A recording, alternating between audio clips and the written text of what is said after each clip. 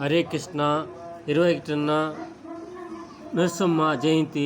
పూర్వం హిరణ్యకశిపుడనే రాక్షసరాజు ఉండేవాడు. అతను అమరత్వం పొందాలనే కోరికతో బ్రహ్మదేవుణ్ణి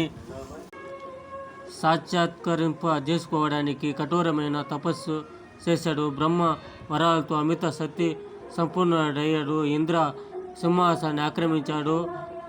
ధర్మ అబద్ధంగా విశ్వాసాన్ని పాలిస్తున్న దేవతలైన తరిమి కొట్టాడు. అత్యంత క్రూరంగా లోకాన్ని పాలించసాగాడు.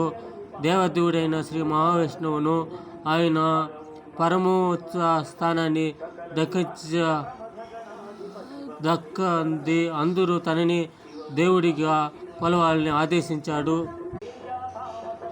మానవుడు సగం ముఖాల భాగం, తలకాయి సింహ భాగం.